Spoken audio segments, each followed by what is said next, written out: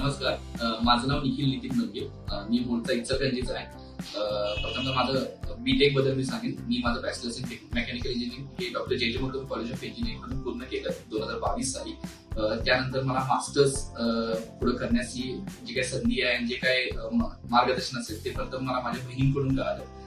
कारण माझ्या दोन्ही बहिणी प्रतीक्षा बंदी आणि उत्कर्ष बंदी या दोन्ही पण सरांकडूनच सगळं स्कॉलरशिप वगैरे सगळं करून पुढे गेलेलं आहे. मग त्यांच्याच मार्गदर्शन मी सरांची भेटी घेतली. त्यानंतर माझं सगळं ऍप्लिकेशन प्रोसेस, स्कॉलरशिप प्रोसेस, विजा प्रोसेस जे काही यासाठी महत्वाच्या गोष्टी आहेत त्या सगळ्या सरांकडून माझ्या 2023 या पूर्ण वर्षभरात पूर्ण झाल्या. त्यानंतर माझं ऍडमिशन ऑस्ट्रेलियाच्या सिडनीमधील UNSW म्हणजे university of New South Wales येथे झालं, ज्याचं वर्ल्ड रँकिंग 19 आहे. ऑस्ट्रेलियाच्या ग्रुप ऑफ 8 युनिव्हर्सिटीमध्ये ती एक युनिव्हर्सिटी येते. तिथे माझा course masters in mechanical and manufacturing engineering या कोर्समध्ये माझी निवड झालेली होती.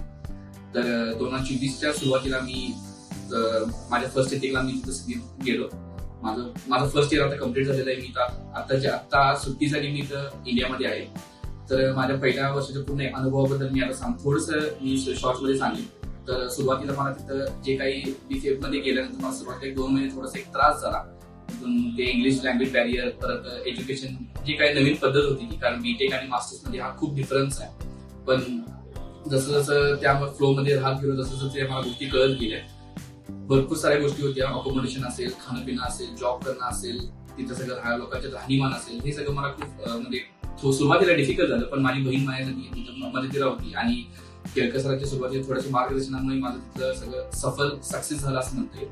आणि असं करून माझं फर्स्ट इयर मी कम्प्लीट झालेलं आहे. आता सेकंड इयर साठी मी 2 दिवसात परत मी सिडनीला जात आहे. तर माझं एक शेवटचं वर्ष राहिलेलं आहे आणि हे पण मी तसंच पूर्ण करेन. आणि महालक्ष्मी अकॅडमीचा आणि अभय केळकर सरांचं मी खूप खूप आभारी आहे, कारण त्यांच्यामुळेच आज ही संधी मला इथं मिळाली.